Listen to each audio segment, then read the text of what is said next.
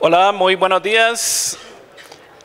El día de hoy voy a tratar un tema importante para, sobre todo, los pequeños y medianos emprendedores en el campo de telecomunicaciones. Vamos a ver cómo poder hacer el paso de una red que esté operando en capa 2 a capa 3. Mi nombre es Wilmer Almazán, soy de la empresa MikroTik Network Solutions de Canadá. Soy hondureño, pero vivo en Canadá. He trabajado con MikroTik desde el 2009. Soy trainer certificado y aparte manejo algunos sitios, un canal en YouTube, cursos en línea. Igual imparto certificaciones en diferentes ciudades de Canadá y Latinoamérica. Mi empresa es MikroTik Network Solutions. Básicamente nosotros somos distribuidores de la marca MikroTik en Canadá. Y como les mencionaba, hemos realizado diferentes certificaciones en inglés y español en diferentes ciudades de Canadá, en Centroamérica. Así que voy a hablar algo importante, sobre todo para las personas.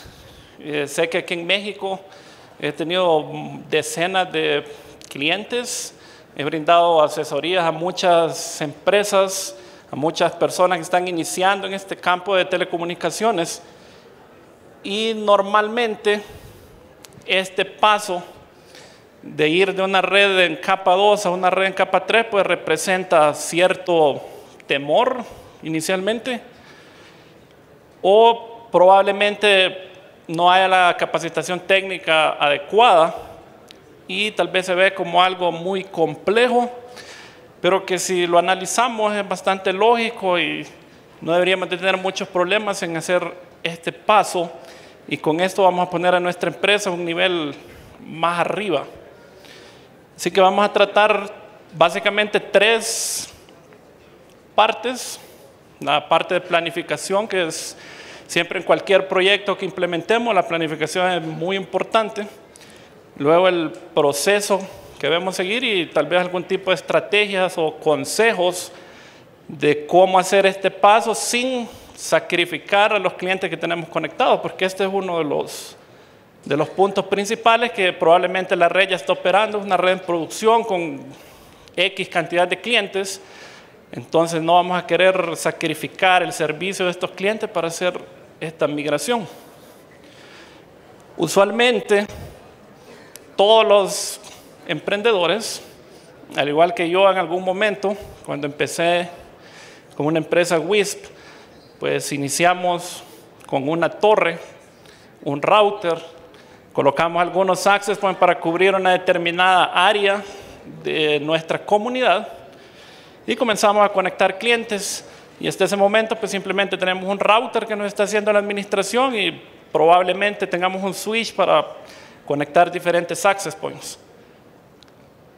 Pero sin darnos cuenta, eventualmente nuestro servicio comienza a llegar a más sitios. Entonces comenzamos a hacer links, bridge a diferentes lugares y comenzamos a conectar más clientes, y llega un punto en que no nos damos cuenta del tamaño que ya tenemos y comienzan a aparecer problemas que anteriormente, cuando estábamos en este escenario, pues o no los teníamos o no eran perceptibles.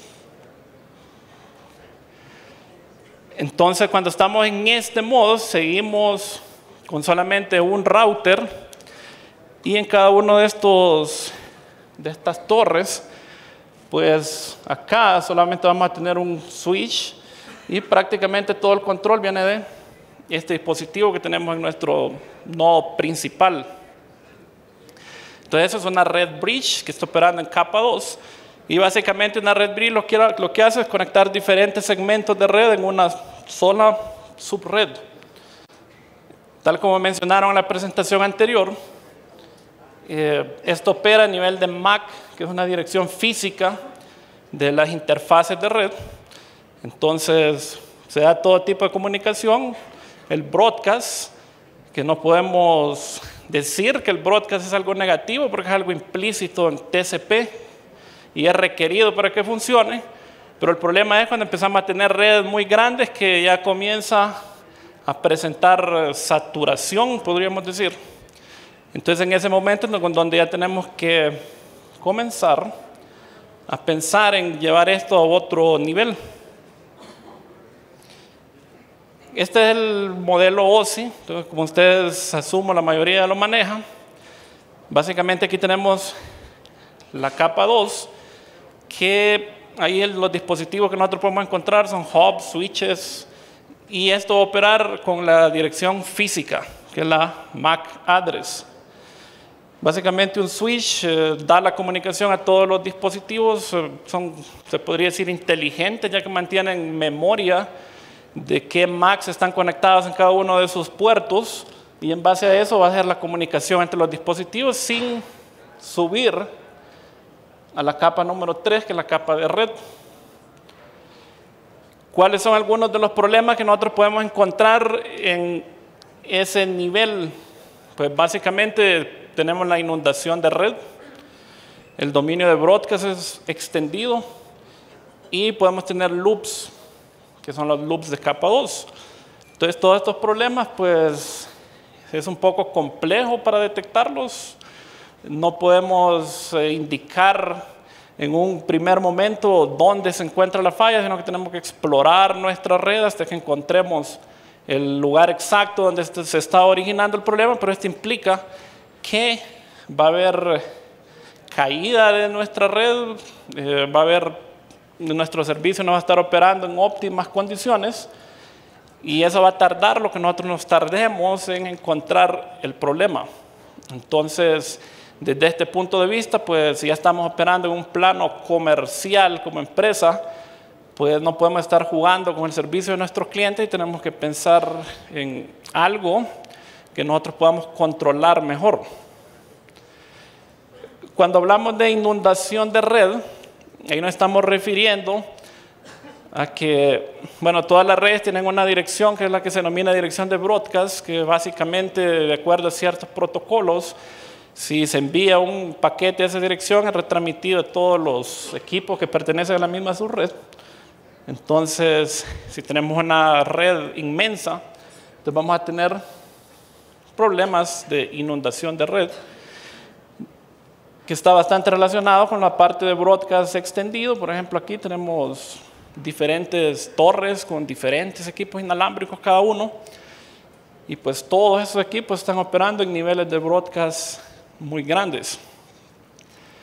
Y el tercer problema pues es un loop. Básicamente un loop es cuando encontramos más de un camino entre conmutadores. Entonces eso, que los paquetes queden circulando, y eso es lo que se denomina loop, y ocasiona una caída total de toda la red. MikroTik y su sistema operativo RouterOS pues tiene algunos mecanismos que nosotros podemos utilizar para detectar en qué interfaz tenemos un ciclo o un loop. Pero obviamente eso lo único que va a hacer es alertarnos, va a desactivar la interfaz. Igual nosotros tenemos que buscar el problema, tenemos que encontrar el origen de ese problema. Entonces, si todo esto es nuestra red y tenemos un loop, prácticamente vamos a tener caído toda nuestra red. Puede ser 10 repetidoras, 50 repetidoras o cualquier cantidad de repetidoras. Entonces, ¿cómo podemos solventar eso? Pues vamos a hablar hoy de OSPF, que este es un protocolo de enrutamiento dinámico. Y básicamente con este protocolo, igual existen otros protocolos, pero el día de hoy vamos a hablar específicamente de OSPF. Número uno, nos va a permitir segmentar los dominios de broadcast. Entonces ya en este momento, en lugar de tener un switch en cada torre, vamos a tener un router y vamos a tener segmentación de esos dominios de broadcast en cada uno de estos lugares. Obviamente esto nos va a permitir escalabilidad. Podemos crecer a cualquier tamaño y no vamos a tener problemas de los que se nos presentaban con capa 2, que operábamos perfectamente cuando éramos pequeños, pero tenemos muchos problemas cuando somos grandes. Ya con OSPF, cada nuevo router en la red pues simplemente va a funcionar, podríamos decir, de manera independiente con toda la LAN de esa zona. Y esto también nos va a ayudar con la parte de tolerancia ante fallas, ya que obviamente al final en cada uno de estos routers siempre va a haber un dominio de broadcast de los clientes que están en esa zona, pero si se da una falla, eso va a quedar restringido únicamente a ese router que tenemos en esa zona, no se va a replicar en ningún otro punto de nuestra red. Y esto nos va a redundar pues, en mayor disponibilidad del servicio, vamos a tener más clientes contentos, vamos a crecer más rápido. También podemos tener una red de transporte redundante. Esto significa que, por ejemplo, podemos tener diferentes proveedores de internet en diferentes puntos, tenemos la configuración de nuestros routers OSPF, y OSPF se va a encargar de enviar el tráfico de nuestros clientes por la ruta que tenga mejor costo, que tenga mejor ancho de banda. Entonces, inclusive va a hacer balanceos de carga automáticos utilizando el CMP. Si en algún caso tenemos un punto donde tenemos rutas similares. Ahora estoy hablando de capa 3, de routing, de OSPF. Entonces, ¿a qué me refiero cuando estoy hablando de enrutamiento? Entonces, básicamente el enrutamiento es el proceso de encontrar un camino para el tráfico de red. Y esto se va a basar en el IP destino que tengan los paquetes. Entonces, básicamente el router toma un paquete, ve el destino y dice, ok, este paquete va por esta ruta y se lo va a asignar a ese gateway que nosotros tenemos configurado en esa ruta. Esto puede ser realizado de dos formas. Puede ser de manera estática o puede ser de manera dinámica. La diferencia pues está explícita en el título de cada uno. Cuando hablamos de ruteo estática, pues nosotros vamos a los routers, comenzamos a agregar todas las rutas manualmente. Cada vez que agregamos una nueva red, tenemos que actualizar nuestras tablas de enrutamiento en cada uno de los routers que tenemos en la red. Y el dinámico, pues simplemente tenemos un protocolo que va a estar haciendo ese trabajo automáticamente. Entonces nosotros lo tenemos configurado el protocolo y cada vez que agregamos una red, todos los routers de nuestro sistema autónomo van a saber que existe esa nueva subred que nosotros acabamos de agregar. Existen diferentes tipos de protocolos de enrutamiento dinámico. Básicamente podemos decir que hay dos categorías, uno que son los Interior Gateway Protocols o IGP y también tenemos los Exterior Gateway Protocols o EGP. Los Exterior Gateway Protocols pues es cuando tenemos nuestro sistema autónomo y vamos a tener comunicación al exterior, entonces aquí no tenemos muchas opciones, tenemos que utilizar BGP, que es el protocolo que usamos en Internet. Pero en nuestro caso, pues nos vamos a enfocar en IGP. Entonces ahí tenemos dos categorías o subcategorías. Uno es el de vector distancia, que está RIP o IGRP. Y tenemos los del link state o estado de enlace, donde tenemos a OSPF y a ISIS. Entonces hoy vamos a hablar de OSPF. Entonces estamos hablando de un protocolo de estado de enlace. En algún momento mencioné la palabra sistema autónomo. Entonces cuando hablo de sistema autónomo me estoy refiriendo a un conjunto de redes que están siendo administradas por un protocolo de enrutamiento común. Entonces, por ejemplo, tenemos este sistema autónomo que está operando con OSPF. Y este sistema autónomo puede tener comunicación con otro sistema autónomo que está operando con otro protocolo de enrutamiento dinámico. Todo lo que voy a tratar en la presentación va a ser enfocado a enrutamiento dentro de ese sistema autónomo que tenemos ahí. Entonces, utilizando el Open Shortest Path First, que es OSPF, este es un protocolo de estado de enlace y está diseñado para ser utilizado dentro de un sistema autónomo. Este protocolo utiliza un algoritmo que se denomina el algoritmo de Dijkstra. Básicamente lo que hace es calcular cuál es el camino más corto. El camino más corto, hay diferentes criterios o métricas que podemos utilizar para determinar cuál es el camino más corto, y eso va a quedar a discreción de nosotros, cómo vamos a manipular esos valores para lograr este objetivo de camino más corto.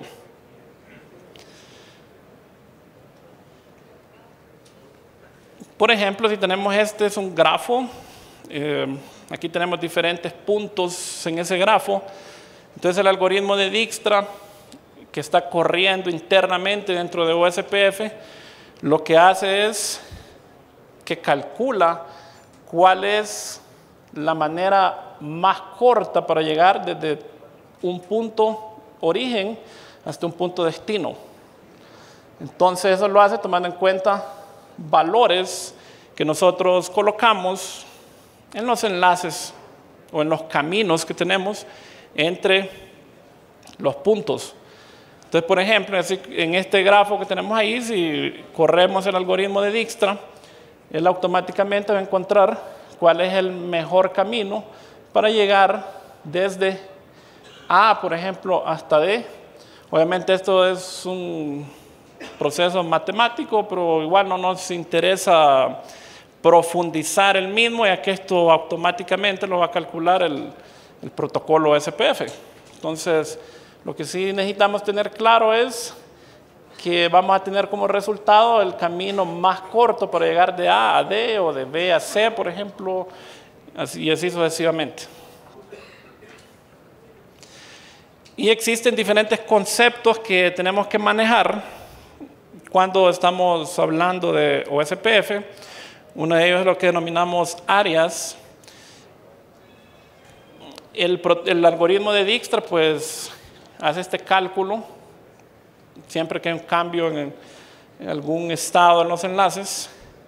Entonces, si tenemos una red con 1000 routers, entonces esto va a tomar un poco de tiempo en hacer la convergencia. Entonces, dado esa situación, entonces existe lo que se denominan áreas. Entonces nosotros podemos tener grupos de routers para simplificar este trabajo, de manera que va a haber un router que se va a encargar de realizar la mayor parte de este trabajo y comunicar al resto de routers que se encuentran dentro de la red. Entonces cada una de esas áreas tienen un área ID, que es un número, que es de 32 bits, bastante parecido a una dirección IP. Y el área ID pues debe ser único dentro de la red. Otra cosa importante, que podemos tener hasta máximo 80 routers dentro de un área OSPF en router OS. Entonces, por ejemplo, aquí tenemos este diagrama de una red, tenemos diferentes áreas, pero existe un área que es un área especial, que es la que se denomina área backbone. Esta sí o sí debemos de tenerla presente en nuestra red, y es el área que tiene el ID 0000. Recuerden que dentro de cada una de estas áreas podemos tener hasta 80 routers. En este diagrama únicamente hay algunos, pero podemos tener cualquier cantidad de routers dentro de cada uno de estos, obviamente menos de 80, y tenemos que tener la comunicación. Otra cosa importante, que todas las áreas deben de tener comunicación directa con el backbone. Entonces, por ejemplo, acá tenemos el área 0001, tiene conexión directa con el backbone, lo mismo en la 2, 3, pero tenemos la número 4, que no tiene comunicación directa con el backbone. Entonces, este es un requisito de las especificaciones de OSPF, pero podemos implementar lo que se denomina Virtual Link. Es una especie de túnel que vamos a crear para simular de manera lógica que esta área está conectada con el backbone, aunque no lo esté físicamente. Asimismo, basado en la posición que tienen cada uno de los routers dentro de la red, reciben un nombre y tienen su rol. Entonces, existen varios tipos de routers, como por ejemplo, todos los routers que solamente están conectados a una área se denominan internal routers o routers internos. También tenemos los routers que tienen conexión a más de una área. Entonces, en este caso, esos son los ABR, así como este, por ejemplo, que está comunicando el área 1 con el backbone, y este otro que tenemos aquí que está conectando el área 2 con el backbone. También hay otro tipo de router que podríamos tener en nuestra red si estamos conectados a otro sistema autónomo. Entonces, por ejemplo, tenemos este sistema autónomo que está conectado a otro externo. Entonces, este router que tiene esta comunicación se denomina ASBR. Entonces, estos son los routers, los tipos de routers que debemos de manejar, ya que cada uno de ellos tiene una función diferente dentro de la red. Básicamente, toda la comunicación entre todos estos routers se da con algo que se llama Link State Advertisement, LSA. Entonces, básicamente son una especie de mensajes que se van a estar distribuyendo entre los routers para compartir la topología de la red. Entonces, todos los LSA se van a mandar a todos los enrutadores que están en el dominio de enrutamiento. Y en base a esos LSA que están recibiendo los routers es que ellos van a calcular su base de datos de estado de enlace. Entonces, ahí básicamente en esa base de datos tenemos todas las rutas y tenemos el costo. Entonces, obviamente estos valores van a ser diferentes en cada router y por eso cada router tiene que hacer ese cálculo. Y existen diferentes tipos de mensajes. Por ejemplo, el primero, básicamente tenemos un router, va a crear un LSA tipo 1 que va a enviar toda la información relacionada a ese router. Entonces, por ejemplo, las interfaces, las redes, y eso lo va a compartir con un router que se denomina router designado. Luego tenemos otro LSA que es el tipo 2, que básicamente el router designado va a mandar la información que obtuvo con los LSA tipo 1 de los routers a todos los otros routers que se encuentren dentro de la misma área. Luego están los LSA tipo 3, que esos van en el router de borde. Entonces, prácticamente esto va a ser como la información de toda el área. Entonces, esto va a ser enviado al área backbone y el área backbone se va a encargar de difundirlo en el resto de la red. Entonces, de esta manera ustedes pueden ver que se simplifica esa parte de compartición de información de los routers, ya que todos los routers internos envían la información al ABR, al router designado, y el ABR lo manda al backbone y el backbone al resto de la red. Entonces, no hay una comunicación total entre todos los routers, sino que va a ir en diferentes niveles de manera escalable a medida que se va difundiendo entre toda la red.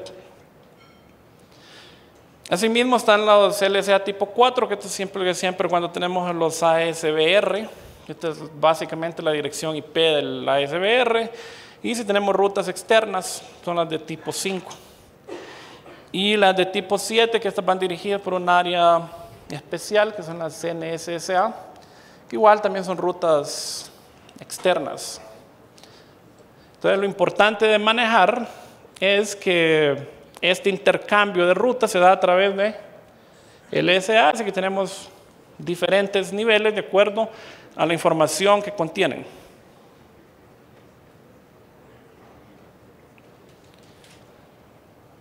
Por ejemplo, aquí está otro diagrama, tenemos 3 áreas, aquí tenemos un router, 2 routers internos en cada una de las áreas que están en los extremos, y tenemos redes que podrían ser para clientes que tengamos en cada uno de estos nodos.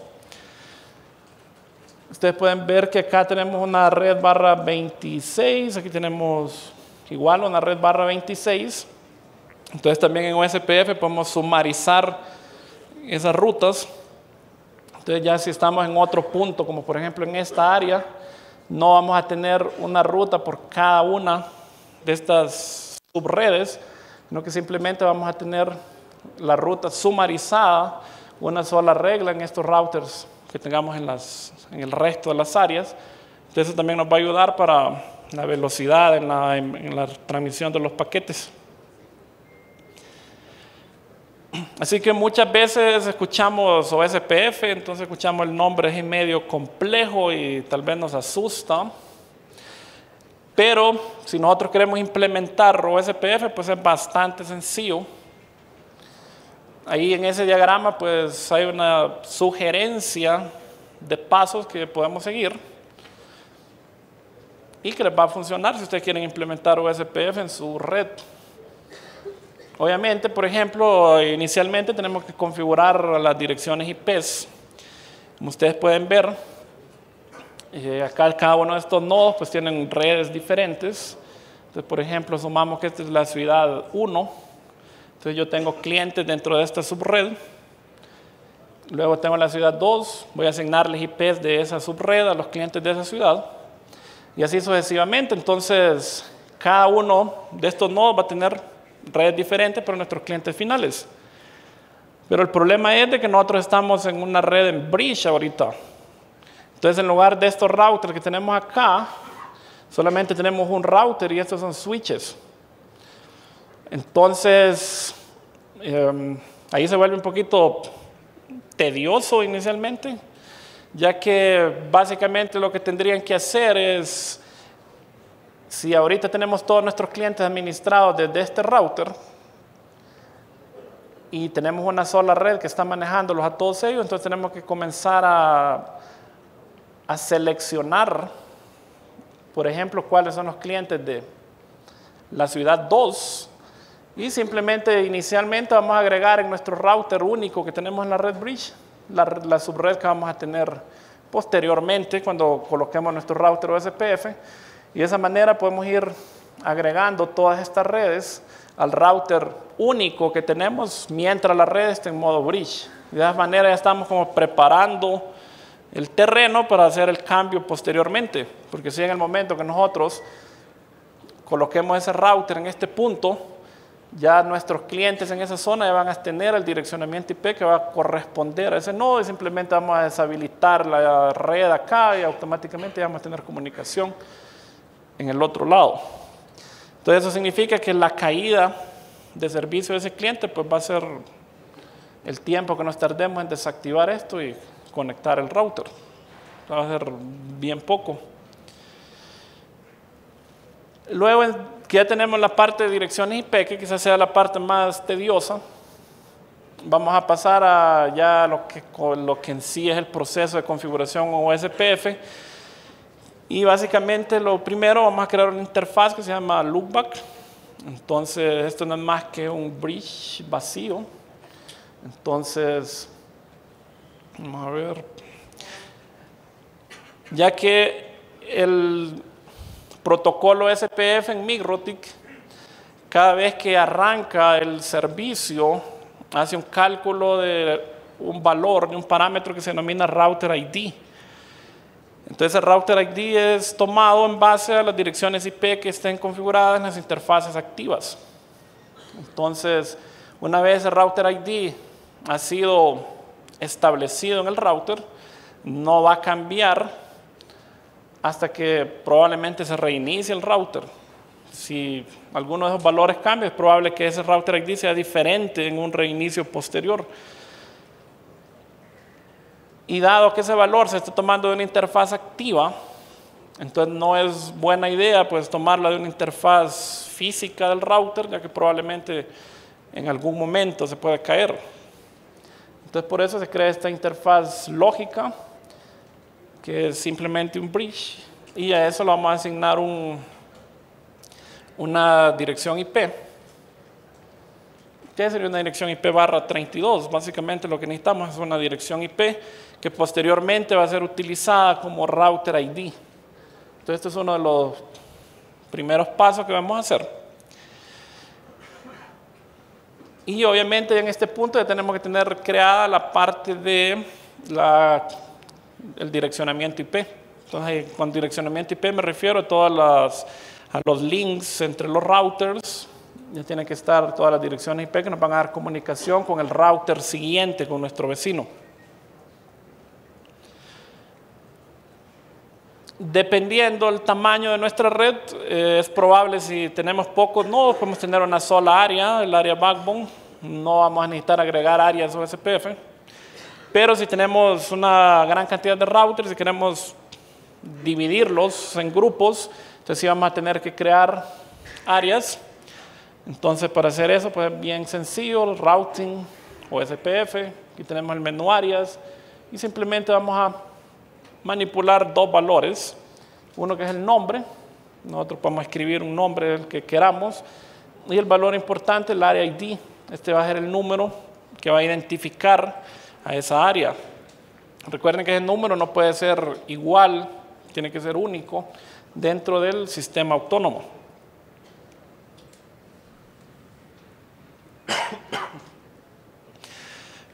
Posteriormente, cuando ya tenemos el área o las áreas agregadas, entonces vamos a agregar todas las interfaces que nos están comunicando con otros routers o SPF.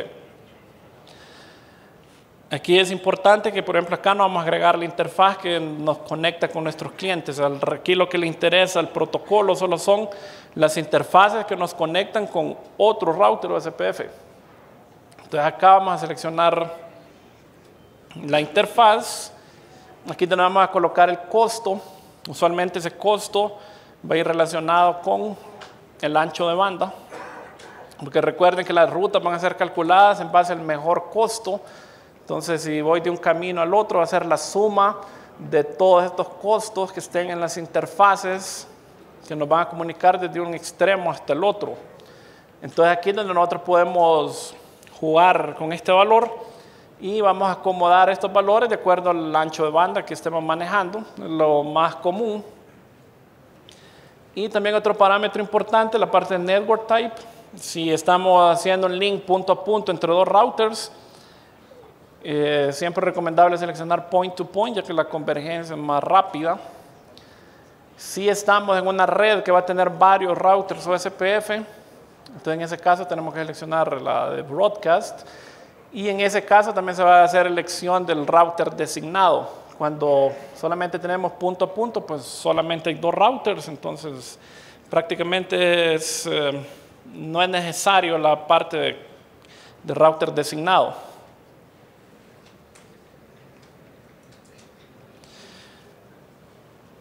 Una vez tenemos las interfaces, podemos proceder a agregar las redes. Aquí en redes solamente vamos a agregar las redes que nos comunican con otros routers o SPF.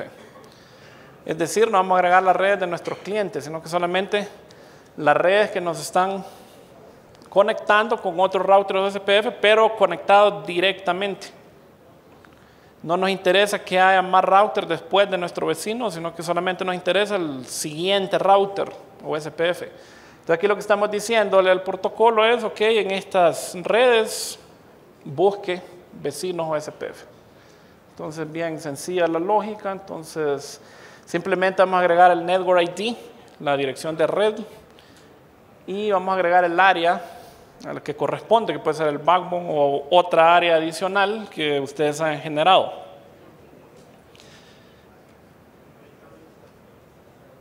Hasta este punto pues ya hemos logrado la parte de comunicación entre los routers, pero ahora viene la parte que tenemos que decirle al router qué es lo que queremos redistribuir. Entonces, por ejemplo, acá eso lo hacemos en instancias, siempre en routing o SPF, instancias.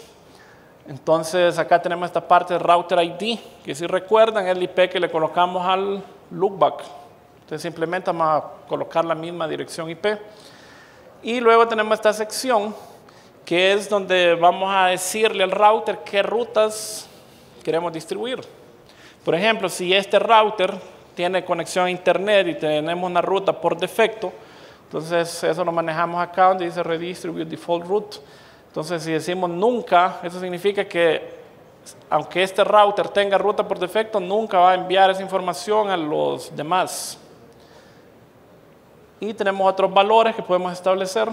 Asimismo tenemos las rutas conectadas. Recuerden, las rutas conectadas son todas las que se generan automáticamente cuando configuramos una dirección IP en las interfaces del router. Entonces eso automáticamente, si vamos a IP routes, ahí vamos a ver las rutas con la C de connected. Asimismo, podemos redistribuir rutas estáticas. Si hemos agregado alguna ruta estática y queremos distribuirla, entonces vamos a modificar este valor. Asimismo, tenemos rutas RIB, BGP, o si tenemos otras rutas OSPF, en los ABR, que son los routers de borde, podemos hacer esa redistribución.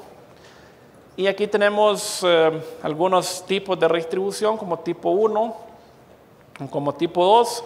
Esto básicamente, cuando hablamos de tipo 1, está tomando en cuenta la suma de los costos de todas las rutas, tanto las externas como las internas. Y cuando se dice tipo 2, pues simplemente toma el costo de la ruta externa. Entonces, usualmente vamos a seleccionar como tipo 1. Y tenemos la parte de Area Range. Les mostré en el diagrama anterior donde teníamos subredes /26. Y si tenemos varias subredes dentro de un área y queremos enviar esta información como una sola ruta, pues debemos utilizar los Area Range. Básicamente acá lo que vamos a hacer es decir cuál va a ser la red sumarizada y vamos a transmitirla al resto de routers. Entonces todos los demás routers, en lugar de recibir varias rutas /26, van a recibir una sola ruta sumarizada, que podría ser /24 o 23 o cualquier otro tamaño que nosotros hayamos definido. Y esos area range siempre se van a configurar en los ABRs, ya que estos son los que van a transmitir toda la información que está saliendo de esta área, entonces para el resto de áreas.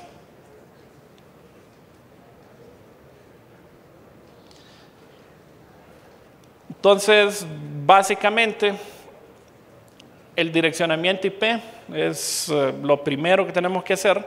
Si ya estamos operando con una red en capa 2, pues ya tenemos clientes conectados, tenemos una sola subred, tenemos que comenzar a hacer grupos de clientes y de acuerdo a la ubicación y cambiarles el direccionamiento IP. Una vez ya tengamos eso, entonces ya podemos proceder a configurar los equipos. Esa configuración de equipos no necesariamente la tienen que realizar en los sitios remotos, sino que pueden armar su red en su oficina. Y dado que los clientes ya tienen con el direccionamiento IP, pueden hacer pruebas dentro de su oficina y luego lo único que van a hacer es ir al sitio, ya en la parte de implementación, y reemplazar el switch que tienen por el router y automáticamente ya el sistema va a comenzar a converger y van a tener toda la red operando a nivel de capa 3. Ya luego que tengan experiencia, que hayan hecho mantenimiento de OSPF, entonces pueden subir ya a otro nivel y a comenzar a implementar MPLS y otros protocolos que tenemos por ahí. Pero obviamente el primer paso pues sería subir a OSPF.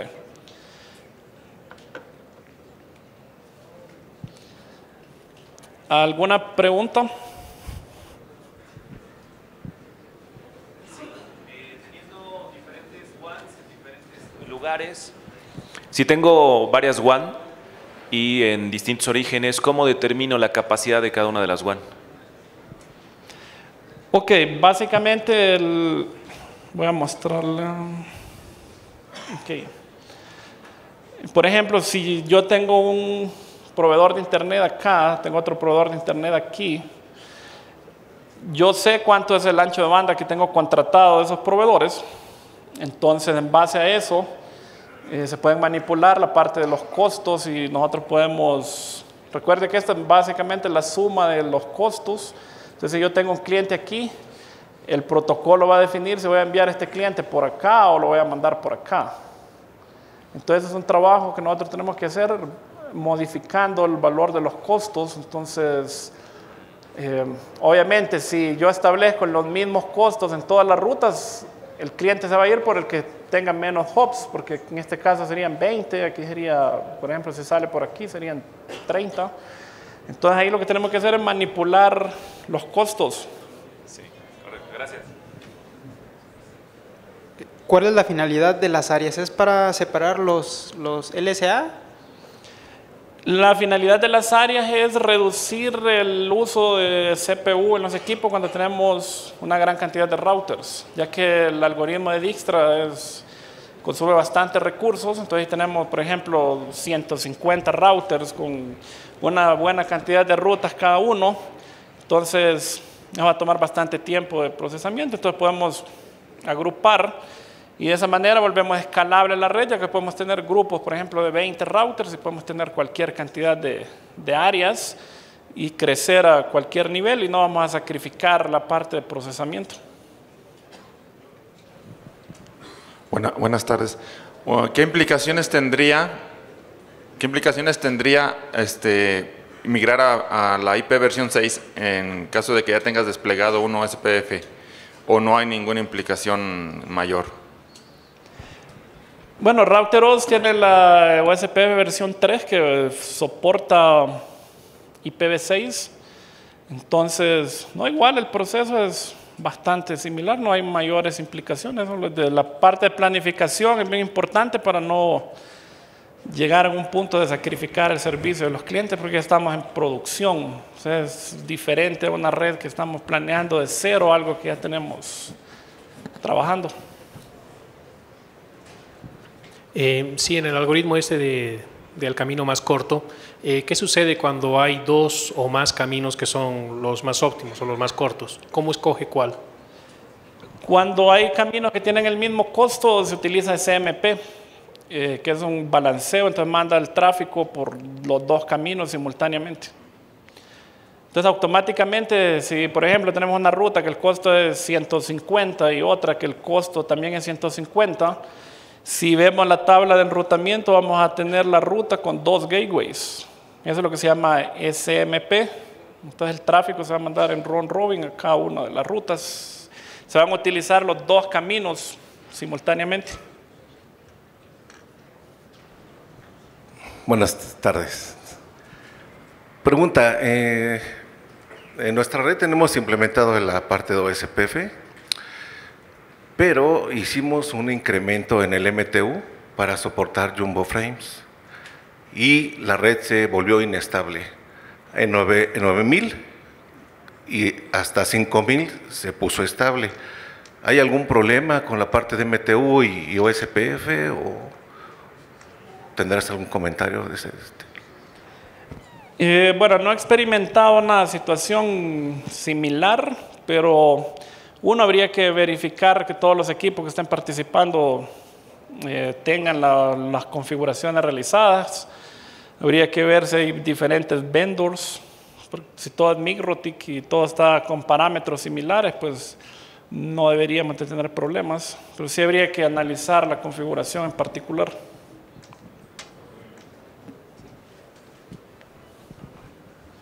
En la configuración de OSPF, al configurar las interfaces, ¿qué diferencia tendría o qué ventajas hay entre una y otra al utilizar configuración de point-to-point o NVMe? Ok, NVMe es para interfaces que no tienen broadcast. En ese caso los neighbors tenemos que agregarlos manualmente. Entonces hay un submenú donde nosotros podemos agregar los neighbors manualmente. Si tenemos el type broadcast, ahí, por ejemplo, podemos tener una red /28, por ejemplo, y tenemos varios routers OSPF conectados. Entonces, en ese caso, lo que pasa es que se elige un DR, que es un router designado, que va a ser un router que tiene más prioridad. Dentro de ese campo, nosotros podemos colocar la prioridad de los routers. Entonces, el que tiene mayor prioridad va a ser elegido como DR. Y básicamente es lo que hace que recibe todos los LSA tipo 1 y se los va a mandar al resto de equipos. Si estamos con punto a punto, pues no hay elección de DR y eso hace que sea más rápido. Gracias, Hilman.